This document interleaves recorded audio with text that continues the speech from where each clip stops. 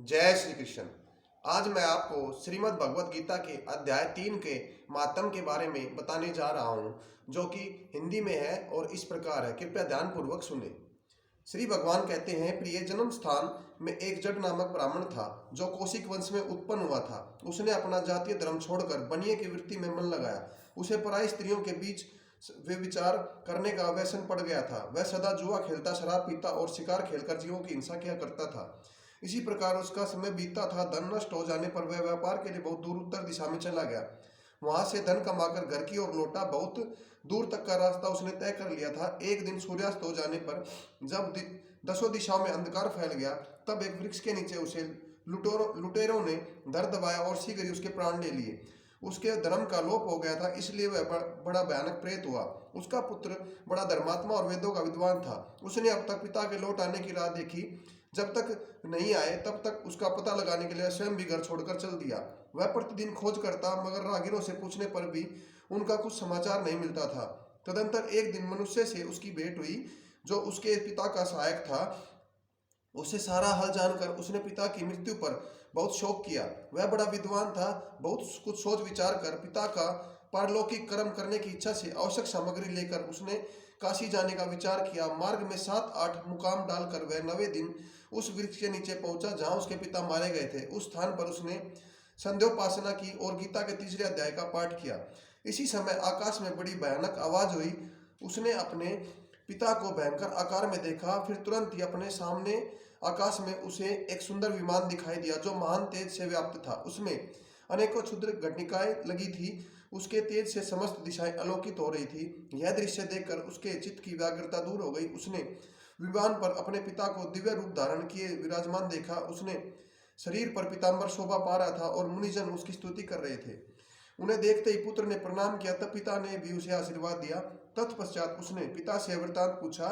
उसके उत्तर में पिता ने सब बातें बताकर इस प्रकार कहना आरंभ किया, बेटा, देववश मेरे निकट गीता के तृतीय अध्याय का पाठ करके तुमने इस शरीर के द्वारा किए हुए दुष्ट कर्म बंधन से मुझे छुड़ा दिया। अतः अब घर लौट जाओ, क्योंकि जिसके लिए तुम काशी जा रहे हो वह प्रयोजन इस समय तृतीय अध्याय के पाठ से सिद्ध हो गया।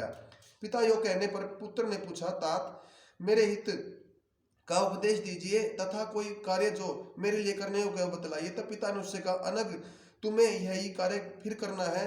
मैंने जो कर्म किया है वही मेरे भाई ने भी किया है। इससे वे घोर नरक में पड़े हैं, उनका भी तुम्हें उद्धार करना चाहिए। और मेरे कुल के जितने भी लोग नरक में पड़े हैं उन सब का तुम्हें उद्धार हो जाना चाहिए तुम्हारे द्वारा। यही मनोरथ है बेटा। जिस साधन के द्वारा तुमने मुझे संकट से छुड़ाया उसी का अनुष्ठान औरों के लिए भी करना, यही उचित होगा। उसका अनुष्ठान करके उससे होने वाला पुण्य उनकी जीवों की संकल्प करके दे दो। इससे वे समस्त पूर्वज मेरी ही तरह यातना से मुक्त हो सौ काल से श्री विष्णु के परम पद को प्राप्त हो जाएंगे।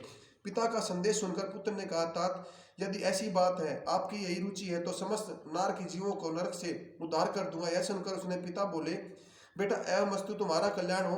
मेरे अत्यंत प्रिय वचन सुनना और कार्य संपन्न करना। इस प्रकार पुत्र को आश्वासन देकर उसके पिता भगवान विष्णु के परम धाम को चले गए। तत्पश्चात वह भी लौटकर जन्म स्थान में आया और परम सुंदर भगवान श्री कृष्ण के मंदिर में उनके समक्ष बैठकर पिता के आदेशानुसार गीता के तीसरे अध्याय का पाठ किया। उसके करने से नार जीवों का उद्धार करने की इच्छा और प्रज्वलित हो गई और उसने संकल्प ले लिया। इसी बीच में भगवान विष्णु के दूत यातना भोगने वाले नार के जीवों को छुड़ाने के लिए यमराज के पास गए। यमराज ने नाना प्रकार के सत्कारों से उनका पूजन किया और कुशल पूछी। वे बोले, धर्मराज, हम लोगों के लिए सब और आनंद ही आनंद है। इस प्रकार सत्कार करके पितृलोक के सम्राट परम बुद्धिमान यम ने विष्णु दूतों से यमलोक में आने का कारण पूछा। तब विष्णु दूतों ने कहा, यमराज, शेष हैया पर शयन करने वाले भगवान विष्णु ने हम लोगों को आपके पास संदेश के लिए भेजा है। भगवान हम लोगों के मुख से आपके कुशल पूछते हैं और यह आज्ञा देते हैं कि आप नरक में पड़े हुए समस्त प्राणियों को छोड़ दे। अमित तेजस्वी भगवान विष्णु का आदेश सुनकर यम ने मस्तक झुकाकर उसे स्वीकार किया। मन ही मन सोचा। तत्पश्चात मदोन्मत्त नार की जीवों को नरक से मुक्त देकर उनके साथ ही वे भगवान विष्णु के वास स्थान को चले। यमराज श्रेष्ठ विमान के द्वारा जहाँ क्षीर सागर है वहां जा पहुंचे। उसके भीतर कोटि कोटि सूर्यों के समान कांति वाला नील कमल दमन श्याम सुंदर लोकनाथ जगत गुरु श्री हरि का उन्होंने दर्शन किया। भगवान का तेज उनकी सैया बने हुए शेषनाग के फणों की मणियों के प्रकाश से दुगना हो रहा था। वे आनंद युक्त दिखाई दे रहे थे। उनका हृदय प्रसन्नता से परिपूर्ण था। भगवती लक्ष्मी अपनी सरल चितवन से प्रेम पूर्वक उनकी बार बार निहार रही थी। चारों ओर योगी जन भगवान की सेवा में खड़े थे। उन योगियों की आंखों के तारे ध्यानस्थ होने के कारण निश्चल प्रतीत होते थे। देवराज इंद्र अपने विरोधियों को परास्त करने के उद्देश्य से भगवान की स्तुति कर रहे थे। ब्रह्मा जी मुख से निकले हुए वेदांत वाक्य मूर्तिमान होकर भगवान के गुणों का गान कर रहे थे। भगवान पूर्णतः संतुष्ट होने के साथ ही समस्त योनियों की ओर से उदासीन प्रतीत होते थे। जीवों में जिन्होंने योग साधन के द्वारा अधिक पुण्य संचय किया था, उन सबको एक ही साथ कृपा दृष्टि निहार रहे थे। भगवान अपने स्वरूप भूत अखिल चराचर जगत को आनंद पूर्ण दृष्टि से संबोधित कर रहे थे। शेषना की प्रभा से उद्भासित एवं सर्वत्र व्यापक दिव्य विग्रह धारण किए नील कमल के सदृश श्याम गुण वाले श्री ऐसे जान पड़ते थे मानो चांदनी से घिरा हुआ आकाश सुशोभित हो रहा है। इस प्रकार भगवान की झांकी करके यमराज अपनी विशाल बुद्धि द्वारा उनकी स्तुति करने लगे। यमराज बोले, संपूर्ण जगत का निर्माण करने वाले परमेश्वर, आपका अंतकरण अत्यंत निर्मल है। आपके मुख से वेदों की प्रादुर्भाव हुआ है। आप ही विश्वरूप है और आप ही विधायक ब्रह्मा है। आपको नमस्कार है।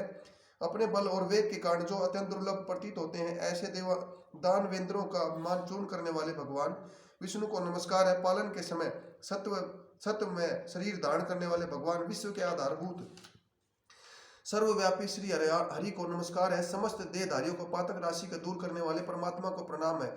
जिनके ललाट वर्तित निकटने से खुलने पर आग की लपटें निकलती हैं, उन रुद्र रूपधारी आप परमेश्वर को नमस्कार है। आप पूर्ण स्वरूप परम रूप विश्व गुरु आत्मा और महेश्वर हैं। अतः समस्त वैज्ञानिकों को संकट से मुक्त करने, उन पर अनुग्रह करने वाले हैं। आप माया से विस्तार और प्राप्त हुए अखिल विश्व में व्याप्त होकर भी कभी माया अथवा उससे उत्पन्न होने वाले गुणों से मोहित नहीं होते। माया तथा माया जनित गुणों के बीच में स्थिर होने पर आप उनमें से किसी का प्रभाव में नहीं आते। आपकी महिमा का अंत नहीं है, क्योंकि आप असीम है। फिर आप वाणी के विषय कैसे हो सकते हैं? अतः मेरा मौन रहना उचित है। इस प्रकार स्तुति करके यमराज ने हाथ जोड़कर कहा, जगत गुरु, आपके आदेश से इन जीवों को गुण रहित होने पर भी मैंने छोड़ दिया। अब मेरे योग्य जो कार्य है उसे बताइए। उनके योग कहने पर भगवान मधुसूदन मेघ के समान गंभीर वाणी द्वारा अमृत से सींचते हुए वचन बोले, हे धर्मराज, तुम सबके प्रति समान भाव रखते हुए लोगों को पाप से उद्धार कर रहे हो।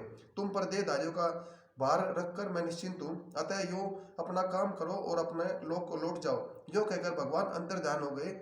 यमराज को भी अपनी पुरी को लौट आए। तब वह ब्राह्मण अपनी जाति और समस्त नार के जीवों को नरक से उद्धार करके स्वयं भी श्रेष्ठ विमान द्वारा श्री विष्णु धाम परम धाम को चले गए। जय श्री कृष्ण।